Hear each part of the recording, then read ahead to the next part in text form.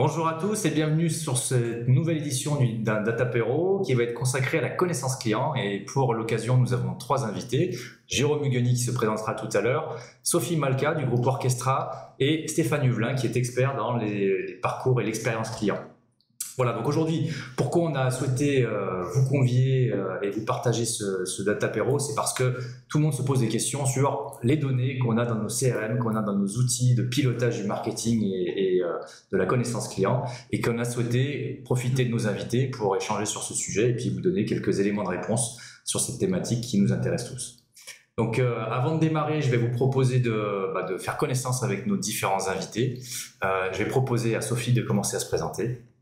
Bonjour à tous, moi Sophie Malka, effectivement je suis la directrice marketing d'Orchestra depuis un petit peu plus de 3 ans et avant ça j'ai un parcours d'un petit peu plus de 20 ans dans le retail, dans des enseignes assez variées qui se finissent tout en A, donc Alinea, Cultura, Ikea, et aussi un parcours en tant que consultant dans un cabinet de conseil spécialisé aussi dans le retail. Donc vraiment, mon fil rouge, c'est le retail. Et en ce qui concerne le sujet d'aujourd'hui, évidemment, j'ai eu affaire à beaucoup de sujets de data. Dans l'ancien temps, on parlait beaucoup de marketing direct, donc c'était des bases de données assez petites et juste pour faire des envois postaux, on va dire. Et petit à petit, ça s'est digitalisé et avec des bases de données de plus en plus grosses et des possibilités de plus en plus importante avec tous les succès et les difficultés qu'on peut rencontrer quand on gère la data, mais on en parlera un petit peu plus. Super. Merci Sophie, du coup on aura l'occasion de parler de tout ça juste après.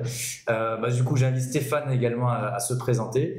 Donc, bonjour à tous, Stéphane, donc consultant expert parcours client. Donc moi je suis un utilisateur de la connaissance client parce que le parcours client vient après le travail sur la data et on en parlera tout à l'heure. J'ai moi aussi passé un petit peu de temps chez Ikea, une vingtaine d'années en magasin et au siège social. L'idée en fait pour moi était de travailler le parcours client et la data client sur le comment vendre une cuisine mieux et plus simplement, ce qui est le cas aujourd'hui. Et aujourd'hui, je suis indépendant et je conseille les entreprises et les enseignes qui souhaitent travailler sur leur parcours et leur point de friction.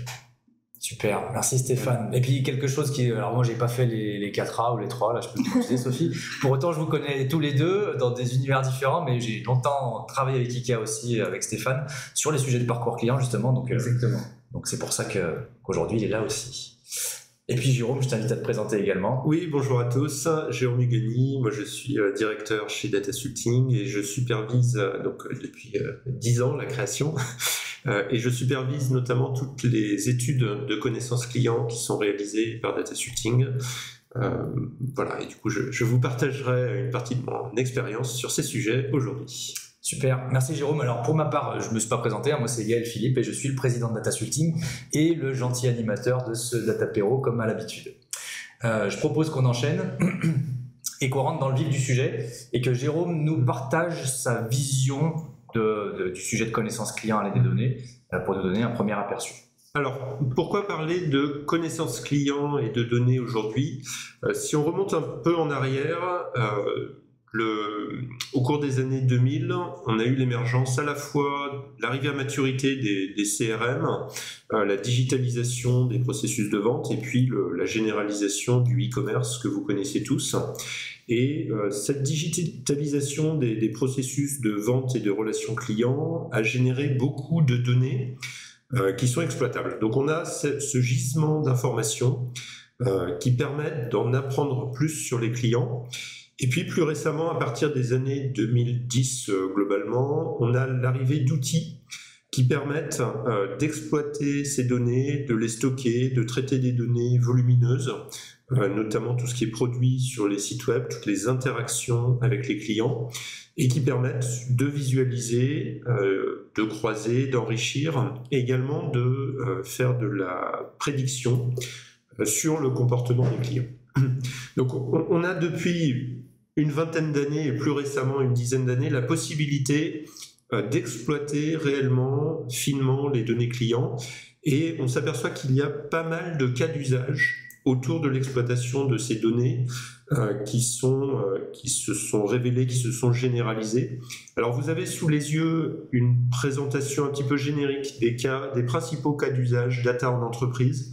Alors c'est générique, hein, c'est-à-dire que toutes les entreprises ne se reconnaîtront pas. On a des cas d'usage qui sont plus B2B, B2C, plus petites ou grosses entreprises, mais c'est une vision un petit peu générale des cas d'usage de comment créer de la valeur data en entreprise. Et vous voyez que les données clients, la connaissance client, a une importance majeure sur un grand nombre de ces cas d'usage. Alors, si on prend on pense naturellement au client, bien connaître son client, ça permet de le fidéliser, c'est-à-dire de s'adresser aux clients en leur proposant les bonnes choses qui leur conviennent en fonction de qui ils sont, de leur profil. Ça permet également, une fois qu'on connaît bien ses clients actuels, ses meilleurs clients, d'aller cibler des clients, des prospects qui leur ressemblent. Et en conséquence, ça permet d'être beaucoup plus efficace pour dépenser à bon escient de l'argent d'acquisition pour aller chercher des clients qui vont générer de la valeur à long terme pour l'entreprise. Et puis on peut aussi, en connaissant les habitudes de consommation des clients, être beaucoup plus proactif et pertinent dans tous les messages que l'on adresse aux clients, toutes les recommandations produits, toute la personnalisation de l'expérience. Et au-delà de la vision pure marketing client, on peut également exploiter ces mêmes données autour du comportement des clients, autour des ventes, autour des profils, pour faire évoluer l'offre produit. Alors, identifier les produits qui montent, qui sont plus intéressants, identifier les produits qui conviennent le mieux à tel ou tel type de client, optimiser l'achalandage, les produits que l'on propose, et puis naturellement, tout ce qui est recommandations produits pour pousser lors de ventes croisées, en upsell, d'autres produits pour faire découvrir la marque, pour augmenter la marge. Et là, on est dans le domaine du marketing, l'exploitation des données autour du client pour le marketing, mais la connaissance client a également des intérêts au-delà du marketing, parce que bien connaître ses clients, ça permet d'anticiper la demande, et du coup, ça a des impacts opérationnels pour dimensionner des équipes, pour anticiper des achats, pour dimensionner un call center ou une ligne de caisse. Et donc des enjeux opérationnels, des enjeux qui peuvent être stratégiques également. Bien connaître ses clients, ça permet d'analyser l'évolution d'un réseau de distribution pour ouvrir au bon endroit ou éventuellement d'ailleurs restructurer en minimisant l'impact sur le portefeuille de clients. Et puis les mêmes techniques de connaissance client s'appliquent aussi sur des sujets de risque, de détection, risque crédit, détection de fraude, parce que bien modéliser le comportement d'un client, c'est certes son comportement d'achat, mais avec les mêmes techniques et en partie les mêmes données, on peut également détecter des comportements frauduleux, anormaux, volontaires ou pas, les deux cas, mais on a du coup des enjeux avec ces techniques de connaissance client pour créer de la valeur sur les sujets de risque de crédit ou de détection de fraude. Donc vous le voyez, l'approche de connaissance client, l'exploitation des données de connaissance client qui sont disponibles depuis disponibles, accessibles, exploitables depuis une grosse dizaine d'années, permettent de générer beaucoup de valeur pour l'entreprise. Merci Jérôme pour cette introduction très riche, avec beaucoup d'informations. Et du coup, ce que j'aimerais, c'est qu'avec nos invités, on rentre dans le vif du sujet et que vous nous partagiez le terrain opérationnel, vos expériences à vous. Et je commencerai par une question peut-être simple, alors à voir comment. Mais c'est que vous nous expliquiez, vous, comment vous vivez ce sujet de la connaissance client. Alors, à l'aide des données, mais j'allais dire, c'est une grosse thématique, la connaissance client. Et qu'est-ce que vous avez, comment vous le vivez depuis des années, vous le pratiquez? Quelles sont les réussites que vous avez identifiées et potentiellement quelles sont les difficultés, voire les échecs que vous rencontrez sur ces thématiques-là. Sophie, je te propose de démarrer. Ok, avant de présenter un peu les enjeux pour nous, Orchestra, je vais d'abord présenter Orchestra parce que peut-être dans l'assemblée, dans l'audience, il y a peut-être des personnes qui ne connaissent pas, ce que j'espère pas évidemment. Donc Orchestra, c'est une enseigne française qui existe depuis un petit peu plus de 25 ans maintenant, qui propose tout ce qu'il faut pour équiper les enfants à partir du moment où la maman est enceinte jusqu'au à peu près 10 ans de l'enfant. Donc c'est à la fois du vêtement, mais c'est également des accessoires de puériculture, de la chambre, de la déco, etc. Donc des poussettes, des sièges auto, enfin tout ce qu'il faut vraiment, on fait tout sous le même toit dans un même magasin. On a un réseau évidemment en France, mais aussi dans 5 ou 6 pays à l'étranger. On a à peu près 400 magasins. Voilà pour planter le décor. Et ce qui est important à savoir pour Orchestra, ce qui fait la singularité de la marque, c'est son club, puisqu'on a un business model basé sur un club payant où nos membres s'abonnent pour bénéficier de remises toute l'année. Donc on a une vraie notion de club, et c'est ça aussi qui est important pour moi au niveau de la data. On a 1 million de membres en France, 1,4 million si on prend les autres pays. Donc pour moi, l'enjeu principal, il y en a beaucoup, parce qu'avec la data, le champ des possibles, il est immense. Mais il faut bien commencer à un endroit et faire les choses étape par étape. Et donc évidemment, pour moi, la connaissance client, c'est la première étape.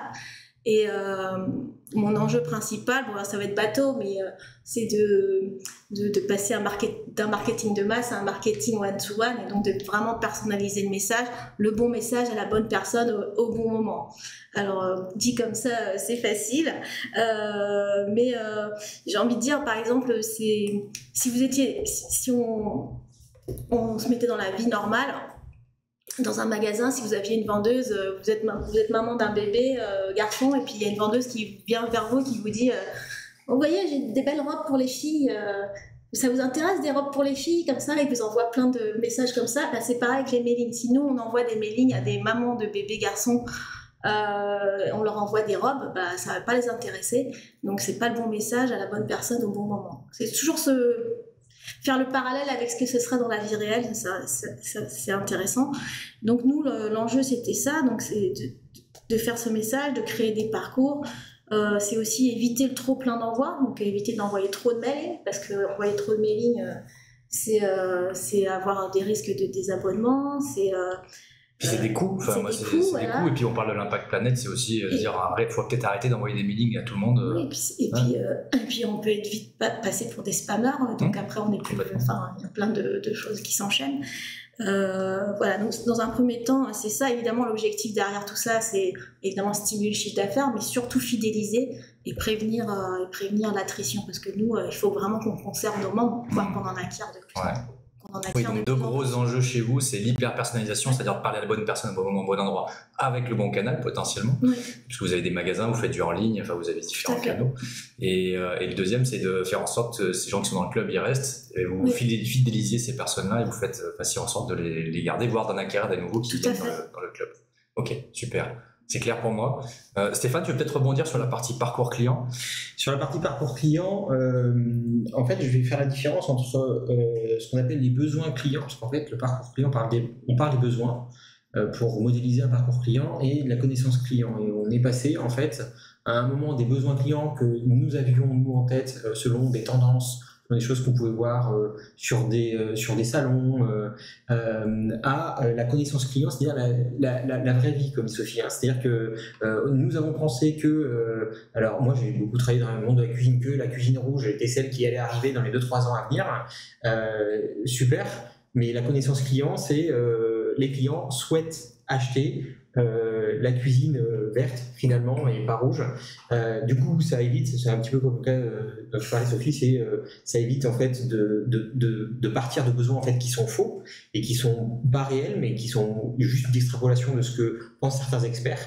Et la connaissance client, c'est vraiment ce que veulent les clients. C'est une base dans le travail du parcours client. Le parcours client étant l'analyse de toutes les étapes omnicanal, parce que je travaille beaucoup sur l'omnicanalité aujourd'hui, du web au magasin, du magasin au web, et de savoir comment on peut avoir un parcours fluide et trouver la bonne information au bon moment, au bon endroit. Et ça, en fait, c'est réellement de la data. Ok, super. Alors du coup, je reviendrai parce que j'ai pas eu la réponse jusqu'au bout de ma question sur les difficultés et les réussites, mais c'est intéressant parce que là, du coup, vous avez redonné une définition, un des enjeux des sujets dont on parle aujourd'hui. Jérôme, je te demanderais peut-être d'enrichir justement avec ta vision. Oui, sur la connaissance client, effectivement, on a beaucoup de données qui sont disponibles et on a toujours cette distinction entre des intuitions qui viennent des experts, qui sont des spécialistes du métier, et puis ce que l'on peut mesurer dans le comportement des clients, notamment en tant que besoin, ce qui leur plaît ou ce qui ne leur plaît pas. Et on a souvent besoin de mixer les deux approches. Pourquoi ? Parce qu'on peut observer le passé dans les données.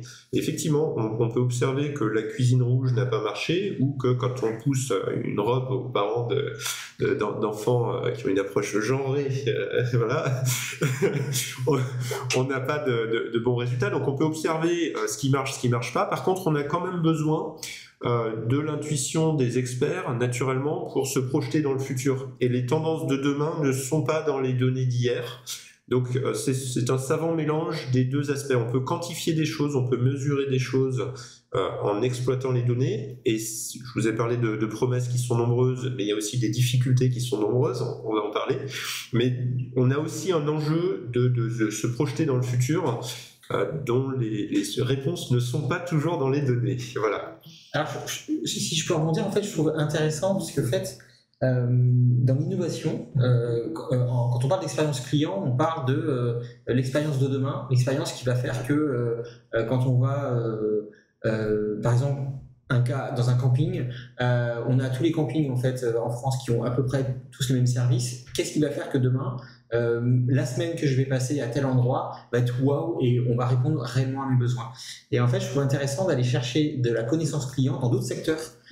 Aujourd'hui, aller chercher dans l'hôtellerie, qui n'est pas l'hôtellerie plein air, qui c'est un modèle économique différent, et aller chercher dans l'hôtellerie, mais aussi dans le retail. Moi étant ayant passé un petit peu de temps dans le retail, du coup, je vais chercher des choses dans la connaissance client. Alors, c'est un petit peu transversal, et en fait, ça permet de donner une tendance sur les pratiques des personnes. C'est aussi ça, comment pratiquent les gens, comment... Là, tu es en fait dans une logique de benchmark pour voir les pratiques des autres et de se comparer.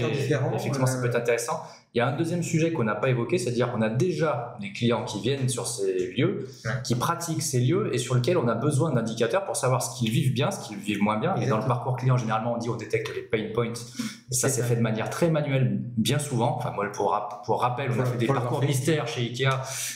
En étant client mystère, on va faire le parcours avec l'achat, avec son petit caddie, repasser au SAV. Eh bien, à l'époque, je me suis dit, tiens, c'est intéressant d'aller chercher les données en caisse, système d'analyse de mon parcours, parce qu'il y a plein de données qui existent déjà. Et j'ai pas besoin de refaire 15 fois le parcours pour le comprendre. Exactement. Parce que la donnée peut me permettre un nouvel éclairage, et un éclairage beaucoup plus massif, entre guillemets, puisque je peux l'extrapoler sur l'ensemble des magasins, et pas simplement sur 2 magasins que j'ai pu visiter. Et généralement, c'est le boss qui visite le magasin, donc il y va une journée, il fait ses petits retours. Allez, réglez-moi tout ça. Je vais pas vous faire pas trop incognito, mais c'est un peu le cliché. Sachant qu'il n'a pas forcément la vraie vie du client, le boss, quand il Exactement. Complètement. Tout le monde a préparé. Exactement. Donc effectivement, c'est bien de se mettre l'empathie du client, elle est super intéressante et du coup de la corroborer ou de la corréler avec des infos, des data, c'est aussi un autre aspect. Et la data permet de confirmer des intuitions qu'on a nous en tant que marketeurs. Soit les confirmer, soit au contraire dire bah non, pas du tout ça. Moi, je parle souvent de légendes urbaines. Dans les entreprises, il y a souvent des légendes urbaines qui oui, les clients ils sont comme ci, les clients sont comme ça, mais c'est rien de factuel. Et la data, ça permet vraiment de factualiser les choses et parfois de dire bah non, ça c'est pas vrai, le client il est pas comme ça, le client les données elles disent ça. Donc ça c'est pas mal. Effectivement, les études en croisant des données, qu'elles soient des données de profil, des données de comportement, des données d'achat, des données plus liées au processus, permettent de donner des réponses factuelles et quantifiées. Et du coup, certes, parfois ça conforte des intuitions, parfois ça détruit des intuitions, ou ça permet de mettre 2 experts d'accord. Il y a une autre vertu en plus, c'est que les enseignements sont quantifiés, c'est-à-dire que parfois on se dit oui, ce produit il marche super pour fidéliser, celui-là aussi. En fait, on peut comparer les 2 produits et se dire l'effet de ce produit est 27% supérieur à l'effet de cet autre produit. Et au-delà du fait de confirmer ou d'infirmer, ça permet de prioriser les choses avec des éléments qui sont factuels, qui du coup ne sont pas tellement contestables. Voilà. Mais finalement, en fait, la data, c'est un peu la mémoire de l'entreprise. Le nombre de fois dans le retail, justement, une légende urbaine où on se dit, voilà, cette promotion, elle a fonctionné pendant 10 ans et je ne vois pas pourquoi on la referait. Et souvent, bien souvent, on se retrouve avec zéro donnée, zéro data et zéro retour. La donnée, c'est le bon arbitre aussi. Exactement. Alors, c'est le bon arbitre quand elle est accessible, quand elle est de qualité, et ce qui peut être une difficulté. Donc, je vais revenir sur ma question sur les difficultés et les réussites. Sophie, aujourd'hui, si je te parle de difficultés et de réussites, qu'est-ce qui te vient en tête?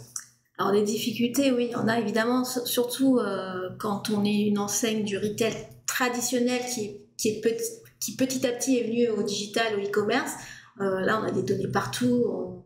Donc la principale difficulté, c'est de synchroniser toutes ces données, de faire en sorte d'avoir un référentiel client unique. Donc ça, c'est compliqué. Donc la première phase, déjà, c'est la collecte de data. Comment vous la collectez, comment elle est fiabilisée, comment vous dédoublonnez les données, voilà. Déjà, il y a tout un travail de qualité de données qui est hyper important. Et aussi, quand vous collectez la donnée, savoir ce que vous collectez, parce que c'est pas la peine de collecter 500 données si vous allez en utiliser 2. Donc, en fait, l'idée, c'est déjà, vous, en tant que métier, de savoir ce que vous avez envie de faire avec ces datas. Alors, avec un petit peu de projection, parce que si après-demain, vous avez envie de faire des choses, mais que vous n'avez pas collecté la donnée, ça va être compliqué de la recollecter. Donc, un petit peu de prédiction quand même, un petit peu d'anticipation, mais ça c'est un peu le marketeur, en tant que marketeur c'est normal. Donc je dirais que la principale difficulté c'est ça, c'est les outils. Nous chez Orchestra on avait un outil SI assez ancien et donc c'est vrai qu'on est en train de le transformer aujourd'hui, on est en pleine transformation des SI chez nous et tous les sujets sont liés, donc ça c'est la principale difficulté. Mais si vous êtes une entreprise qui naît aujourd'hui, c'est beaucoup plus simple parce que vous allez partir tout de suite sur les bons outils, les bons flux. Alors plus simple ou pas, ça dépend par quel mot on le prend en fait, c'est toujours pareil. Voilà. Mais en tout cas l'omnicanalité est complexe. Alors après je vais pas parler que des difficultés parce que je voudrais pas décourager les gens qui vont se lancer dans un projet data. Les succès, on en a parlé, c'est permettre de factualiser les choses et de prendre les bonnes décisions, parfois même des quick wins très rapides parce qu'on... T'as un exemple de quick win que tu pourrais nous partager? Typiquement, on parlait de segmentation de la clientèle pour arriver à mieux orienter les offres, des choses comme ça. Oui, par exemple, nous, effectivement, le fait d'avoir mieux segmenté, de mieux cibler nos clients, ça nous permet déjà d'avoir... Alors, le KPI important en emailing, c'est le taux d'ouverture. On a fortement augmenté les taux d'ouverture de nos mailings et diminué aussi les taux de désabonnement. Donc déjà, c'est un signe qu'on fait mieux notre travail. Après, mesurer le chiffre d'affaires qui vient derrière, c'est toujours compliqué parce qu'on ne sait pas qui fait l'œuf. L'attribution. Voilà, entre tous les leviers. Est-ce que c'est notre mailing? Est-ce que c'est la pub? Est-ce que c'est le magasin? Bref. Mais en tout cas, sur les KPI propres au CRM, le fait de pouvoir mieux cibler grâce à la segmentation et donc à l'étude de clients, ça a permis ça. Ok, super. Du coup, je vais rebondir avec toi, Stéphane. Toi, est-ce que dans ton expérience, alors je ne parle pas forcément sur le court terme, mais est-ce que l'intérêt de l'usage des données et les difficultés que tu peux avoir à accéder à ces données pour répondre à tes enjeux de, les pain points, on parle des sujets, on parle de satisfaction client, on parle d'un certain nombre d'indicateurs qui permettent d'améliorer ou pas l'expérience client. Est-ce que ça, c'était un sujet ou c'est même quand tu étais chez Ikea Alors, ça a été un sujet chez Ikea, plus de structuration de données, on va dire. C'est-à-dire que se rendre compte à un moment que depuis des années, on a de la donnée qui ne va pas au même endroit, qui n'est pas consolidée sur une même base, et donc avec des formats différents, ça donne un travail énorme de structure de reconstruction de la base de données qui fait qu'un projet en fait peut prendre 6 mois, 1 an de retard dans l'opérationnel. Après, chez les clients d'aujourd'hui, je suis toujours un peu étonné en fait de modéliser un parcours client, d'avoir des points de friction et de se dire bon voilà, en fait on va se donner des KPIs justement pour mesurer la satisfaction, mais aussi parce qu'on travaille sur des parcours clients aussi, bien sûr pour augmenter le chiffre d'affaires. Et parfois c'est très très difficile d'accéder à une donnée qui malgré tout n'existe pas du tout. pour Ouais. certaines entreprises. Et d'après, comment tu l'expliques ça? Parce que moi, on dit souvent tout ce qui se mesure s'améliore, mais c'est pas forcément le point de départ de beaucoup de monde. C'est-à-dire qu'on fait et puis on verra bien. Peut-être qu'un jour on le mesurera. C'est ça, c'est la prise de conscience. En fait, peut-être dans le côté opérationnel, je suis moins marketing, c'est plus opérationnel terrain. Sur l'opérationnel terrain, en fait, on fait les choses et on les anticipe pas en fait, et on voit ce que ça donne. Et des fois, on n'a pas l'historique, donc du coup, on refait les mêmes erreurs. Et quand à un moment, on fait appel à un consultant en disant voilà, on aimerait bien que cette expérience soit dessinée, qu'on puisse l'améliorer et en faire une belle, l'expérience client, la mise en musique, c'est le parcours. Et là, on se retrouve à se dire, en fait, on le fera d'ici quelques temps, quand on aura pris la donnée que vous nous demandez. Et à l'inverse, j'ai une société avec laquelle je travaille aujourd'hui qui a commencé par structurer sa donnée et qui fait appel à moi maintenant, en fait, sur comment on va améliorer l'expérience de nos clients à l'aide de cette donnée. Donc, c'est celui qu'on a en commun. Et du coup, ils ont commencé par vous depuis 1 an. Et là, depuis 1 mois, en fait, on travaille réellement sur ce qui est structuré et les KPI en fait sont à sortir. Ils nous prennent un atelier d'1 heure, 2 heures pour qu'on passe réellement sur l'expérience en elle-même. Okay. Donc voilà, il y a les deux. Et puis, il y a certainement maintenant une prise de conscience des entreprises de la richesse de ce qu'ils ont sous les pieds. Oui. Jérôme, tu veux peut-être rebondir là-dessus. Il y a un élément qui est assez essentiel que vous avez évoqué, c'est que pour avoir une connaissance client la plus pertinente possible, pour pouvoir prédire des choses et utiliser cette information, on a besoin autour d'un client de connaître un maximum de choses. Et les entreprises qui viennent, qui sont installées, qui ont une base de clients importante, mais qui viennent souvent du monde physique pour vendre sur le digital, font face à une problématique qui est commune, qui est d'avoir de multiples bases de données qui ne sont pas toutes liées entre elles, et du coup, on n'a pas forcément la vision de l'ensemble des interactions du client, que ce soit en magasin, sur le site web, ou en utilisant, alors c'est peut-être moi ton cas, mais des objets connectés ou des choses comme ça. Et si on n'a pas la capacité à réunir toutes ces informations à un seul endroit, on a beaucoup moins de connaissances. Si on a 3 profils distincts pour une seule et même personne physique, on aura 3 fois moins d'informations sur chacun des profils. Et du coup, on ne pourra pas construire cette vision commune, consolidée. Et du coup, ça génère des difficultés, c'est que l'information étant disséminée dans une multitude d'outils préexistants, ça représente des coûts, et là peut-être que tu fais peur aux gens, à notre auditoire, en disant des projets peuvent prendre 6 mois ou 1 an de retard. Mais c'est une réalité dans ce type de sujet si on ne part pas, si on ne fixe pas le bon niveau d'ambition, c'est-à-dire de se focaliser sur les bons sujets qui vont apporter de la valeur, et avec une vision long terme, on a besoin de se projeter sur comment on construit cette vision client. Et ça, c'est pour les entreprises d'une certaine taille qui ont un historique, qui ont un actif très important parce qu'elles vont accumuler de l'information. Et enfin, il y a plutôt les nouveaux acteurs ou les pure players, pour qui c'est effectivement plus facile de consolider à partir de ventes web, quand on est monocanal. Et là, c'est plus simple à mettre en œuvre, mais on a quand même besoin de se projeter, comme tu l'évoquais, sur qu'est-ce qu'on veut faire et du coup, quelles sont les données que l'on souhaite collecter pour pouvoir construire cette connaissance dans les années qui viennent. Alors, je dirais qu'il y a un enjeu sur le retail aujourd'hui, c'est qu'on a les historiques retailers qui ont ces 2 silos web et magasin. Moi, j'entends toujours parler de ça c'est le web, donc il y a le client full web, omnicanal, et il y a le client n'existe magasin, pas. Le magasin web. Et bizarrement, en fait, c'est pas le même client sur le web que sur le magasin, mais si, c'est le même. Et donc, on a de la donnée sur le web et on a de la donnée sur le magasin. C'est très, très difficile. C'est là déjà, ne serait-ce que savoir. Moi, très récemment, j'ai fait l'analyse de savoir combien de clients étaient full au magasin, combien étaient full web et combien étaient omnicanal. Déjà, de savoir ça a remis les choses aussi à leur place, parce qu'il y avait aussi des fausses idées par rapport à ça. Finalement, on a très peu de full web. On a beaucoup de only magasins, peu de only web et moyen omnicanal. Voilà, donc je dirais pas les chiffres, mais mais voilà, en gros, ça remet aussi l'église au milieu du village, comme on dit, sur certains sujets.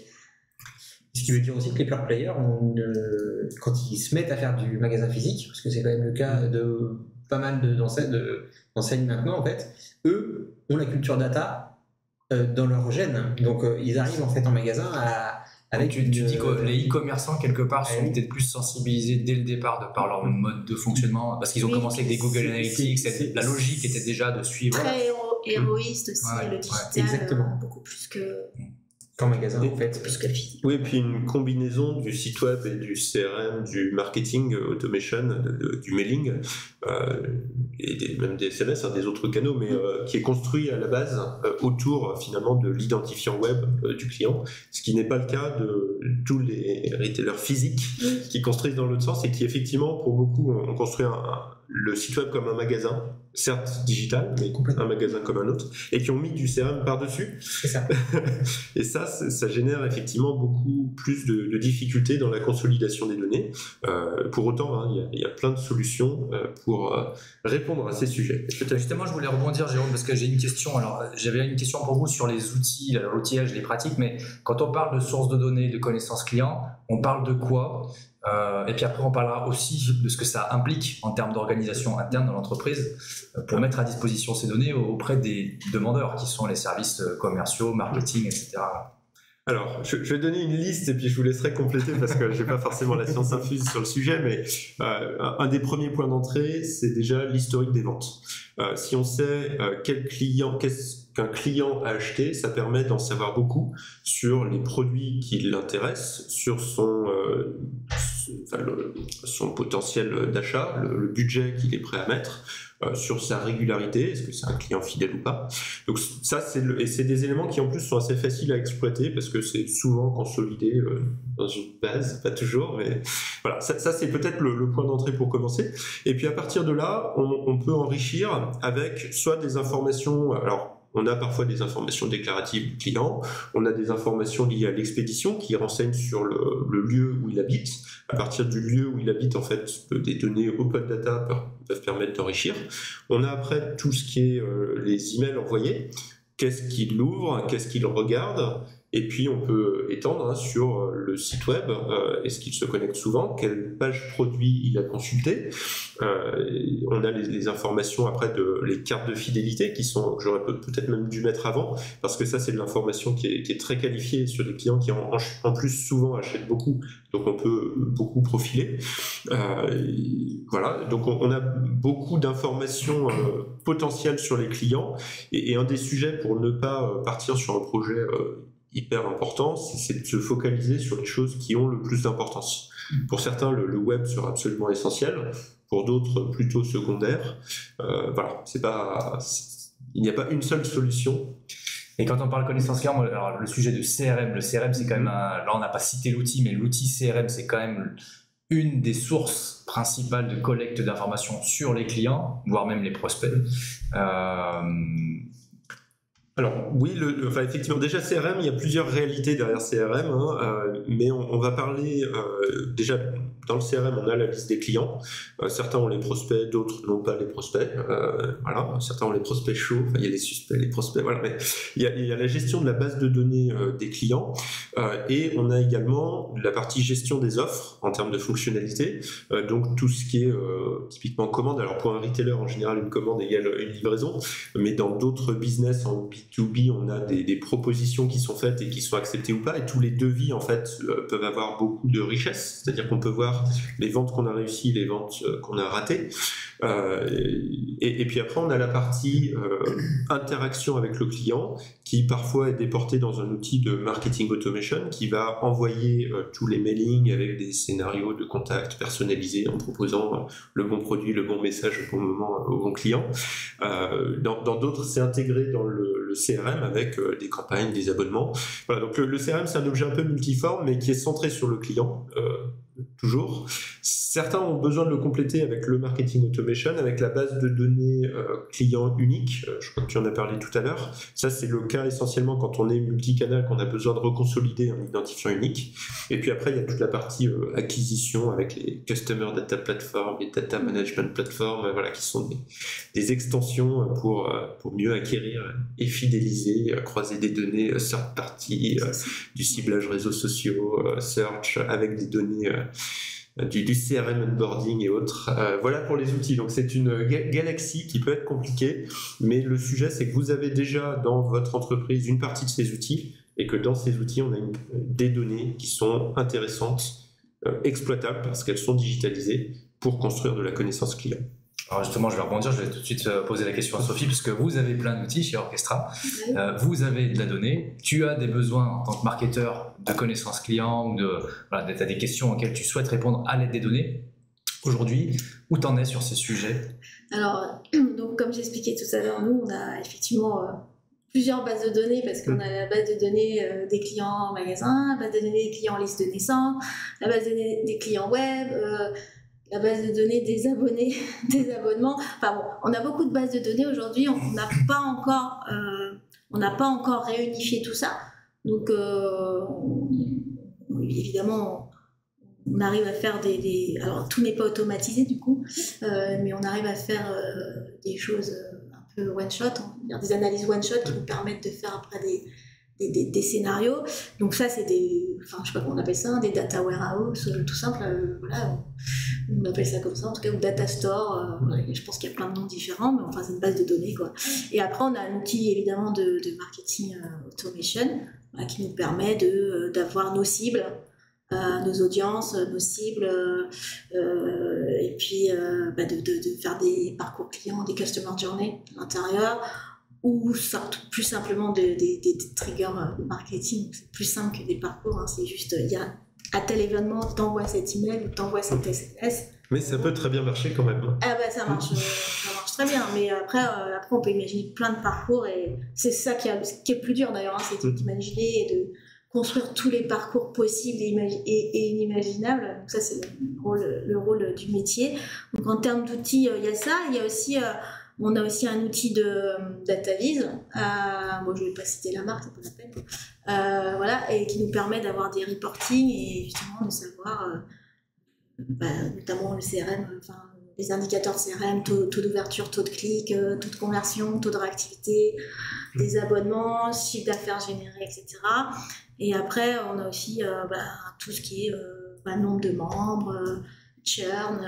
Voilà. Est-ce que ça, vous l'utilisez vraiment pour piloter la performance de vos actions marketing? Comment vous utilisez ces outils, en fait, tous ces indicateurs? Plus aujourd'hui,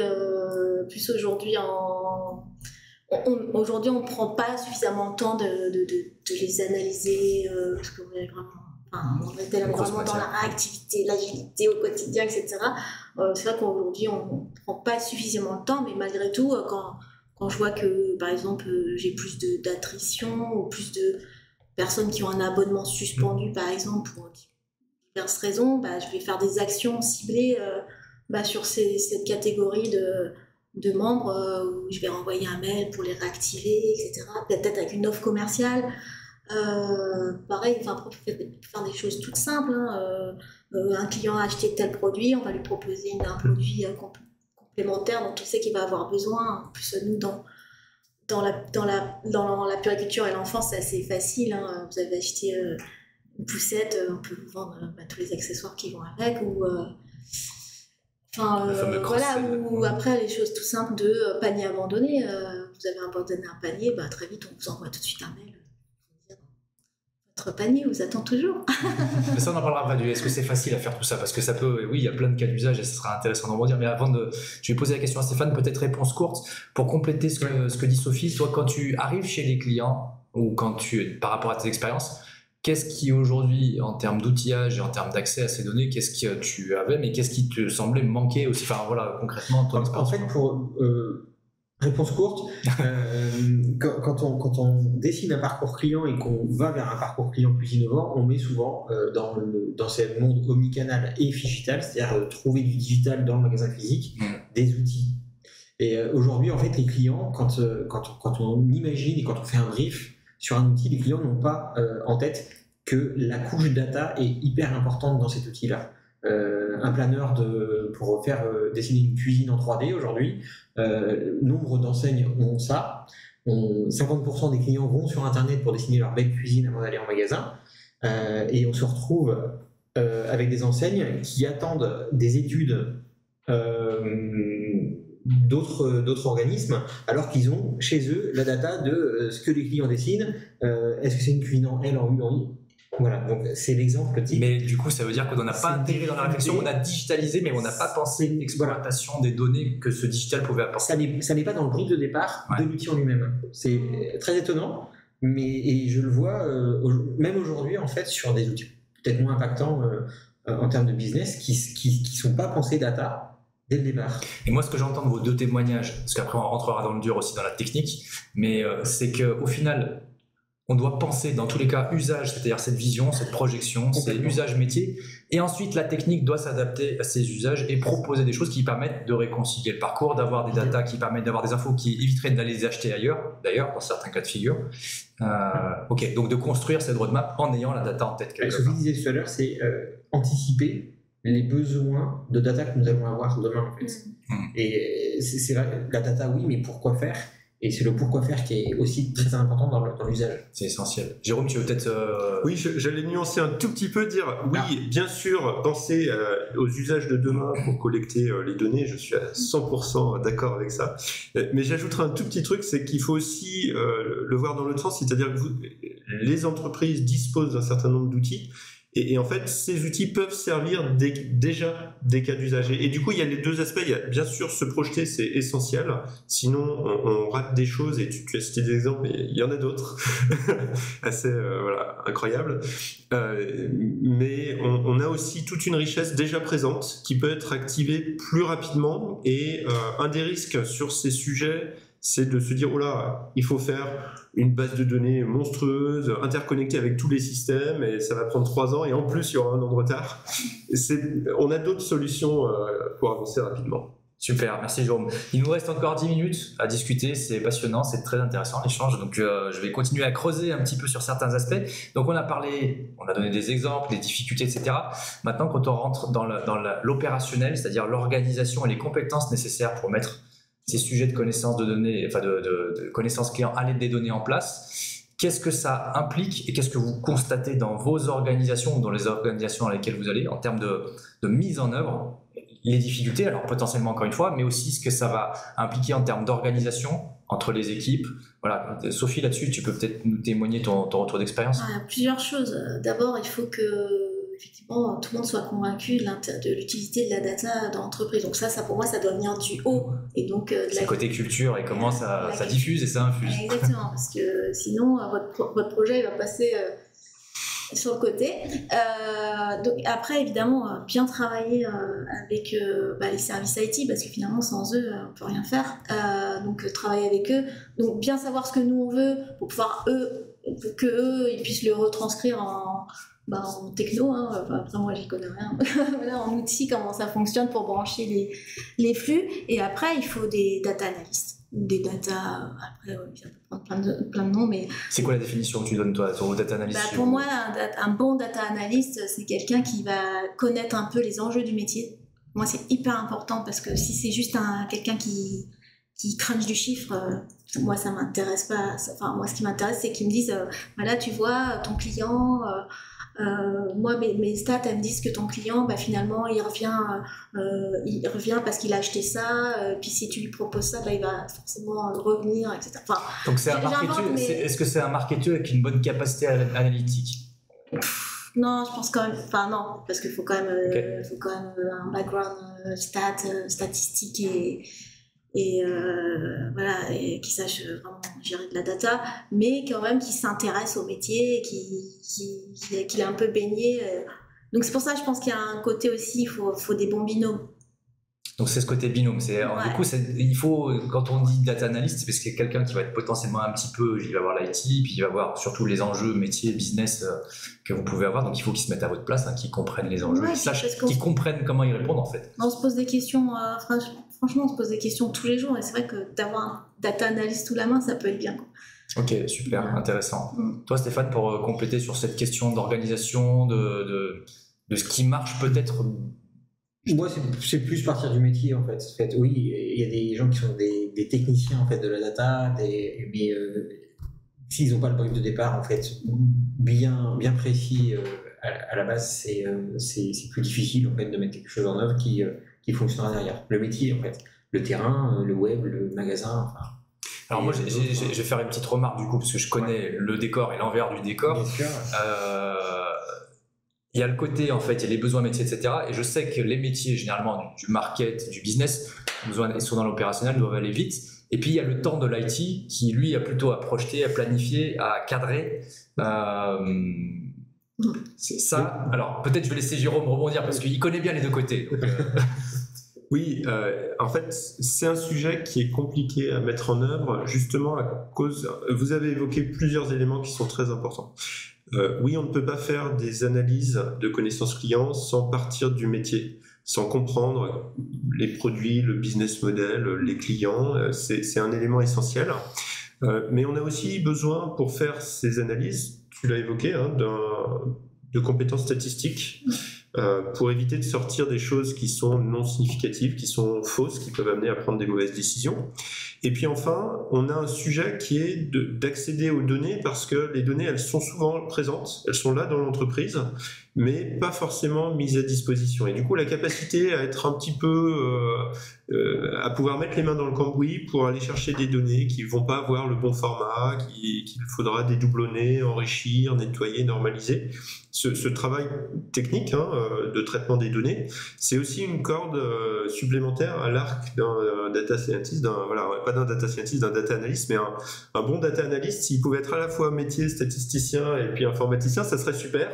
Et si en plus tu pouvais l'avoir juste à côté de toi pour répondre aux questions quand tu les as, ça serait formidable. Mais c'est difficile parce que c'est dur, enfin c'est extrêmement rare de trouver ce type de ressources. Et effectivement, il y a un sujet dans les modes de fonctionnement entre une direction marketing et une direction informatique où la première est beaucoup dans le besoin de répondre rapidement à des nouvelles questions qu'on ne connaissait pas hier d'ailleurs, qui arrivent tous les jours, parce qu'il y a des opportunités, on peut avoir une campagne, on peut devoir choisir de lancer un produit ou un autre, revoir la stratégie marketing, et puis ce que l'on observe sur les données pose des nouvelles questions, donc il faut qu'on ait cette réactivité. Et puis d'un autre côté, on a un département informatique qui est beaucoup plus industrialisé, c'est son métier de faire tourner des applications, et on ne peut pas changer les besoons tous les 2 jours en ayant quelque chose de stable.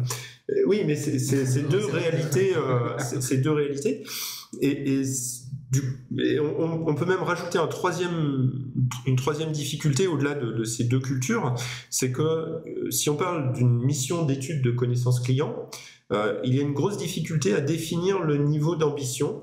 Est-ce qu'on veut faire une étude sur 2 semaines, sur 1 mois, sur 2 mois, sur 3 mois? On ne sait pas ce qu'on va trouver. Donc du coup, en termes de retour sur investissement, c'est dur de se dire, voilà. C'est dur aussi d'exprimer un besoin au département informatique et c'est dur d'interagir à cause d'un désalignement dans les habitudes de faire. Alors attention, il y a des façons, des structures plus agiles, mais le problème est difficile en soi. Mener une étude de connaissances clients, il faut définir un niveau d'ambition et il faut avoir les bonnes ressources pour pouvoir fonctionner de manière agile. Ça peut être des ressources qui viennent de l'informatique, ça peut être des ressources qui viennent du marketing, ça peut être des ressources qui viennent d'un cabinet externe, ça peut arriver.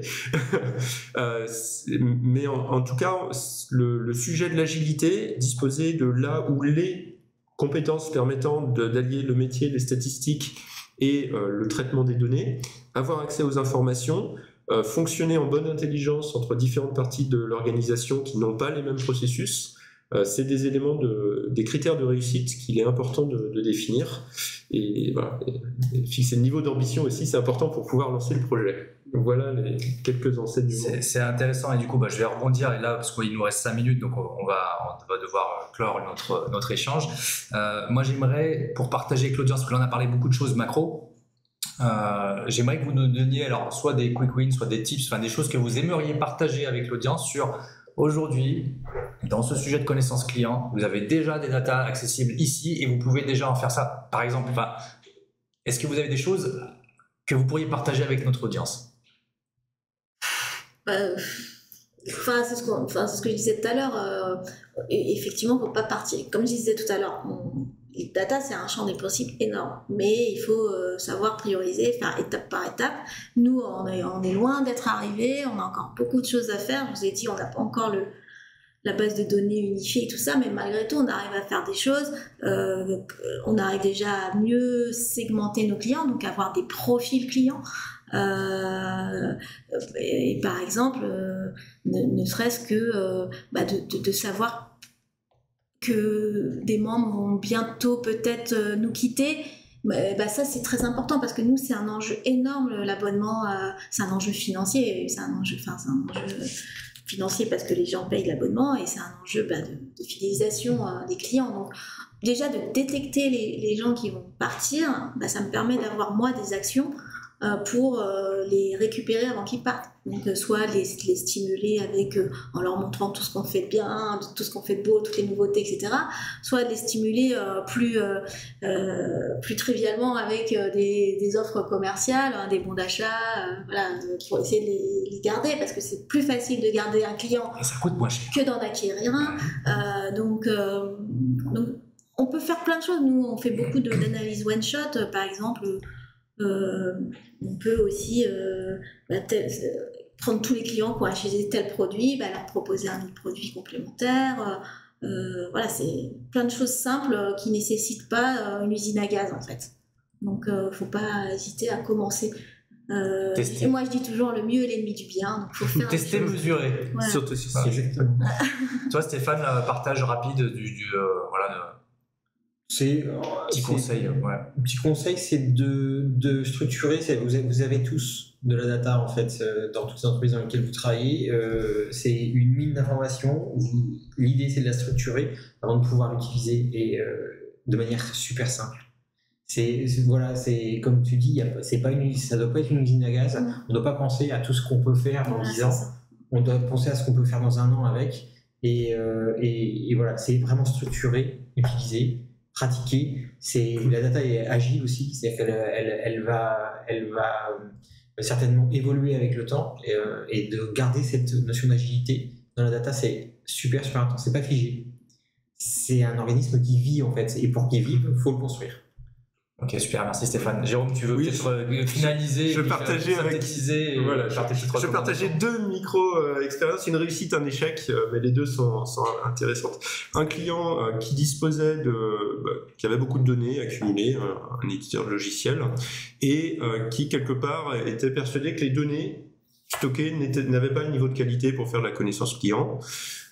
Et en fait, suite à une étude somme toute assez courte, en croisant toutes les données disponibles, on a pu déceler beaucoup d'informations pertinentes sur les parcours clients, sur quels produits proposer, sur le cycle de vie du client, comment il s'équipe au fil du temps, et puis quelle sera la valeur du client l'année prochaine et quel est le risque de résiliation.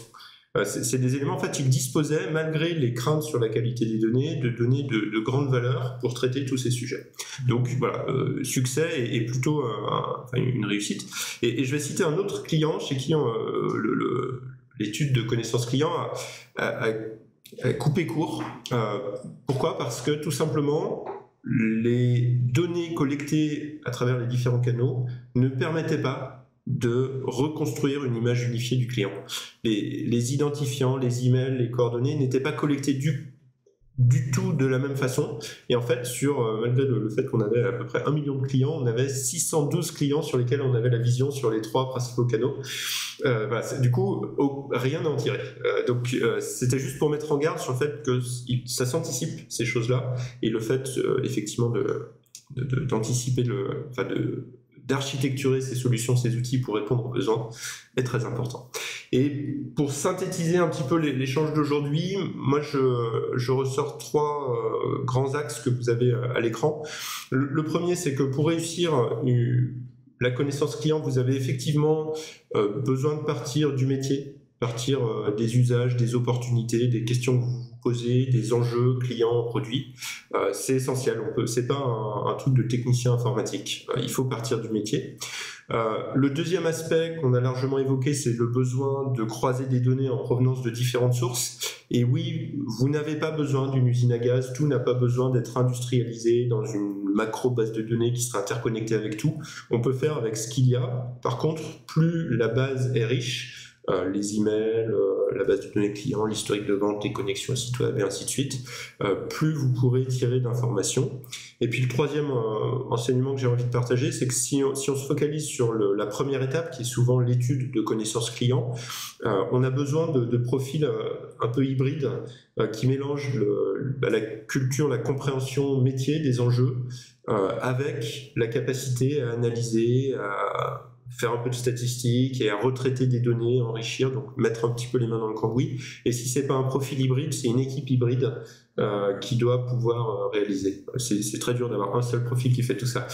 Le fameux mouton à 5 pattes. Voilà. Et qu'on trouve dans les offres d'embauche qu'on voit dans pas mal d'entreprises de la région. Oui. Le fameux mouton à 5 pattes. C'est ça. Ok, merci beaucoup. Merci Jérôme, merci à tous les trois. Merci Sophie, merci Stéphane. Surtout qu'aujourd'hui, c'est un replay, mais entre nous, on sait ce qui s'est passé en un mois, les petits problèmes, les petits couacs techniques. En tout cas, merci pour votre intervention, c'était très riche. Si vous souhaitez en savoir plus, restez connectés avec nous. On a une newsletter, on a une chaîne YouTube, donc abonnez-vous. Vous avez toutes les informations dessous, sur l'écran. Enfin, vous allez retrouver les infos sur Datasulting. Nous vous tiendrons au courant, bien entendu, du prochain format Datapéro. Sachez que si vous souhaitez participer, n'hésitez pas à nous contacter. Si vous avez des sujets à partager ou si vous avez des thématiques que vous souhaiteriez aborder, n'hésitez pas à nous joindre. Dans tous les cas, je vous souhaite un bon appétit si c'est l'heure du déjeuner. Et sinon, une bonne journée. Merci Allez, à bientôt. beaucoup. Au revoir. Merci, au revoir.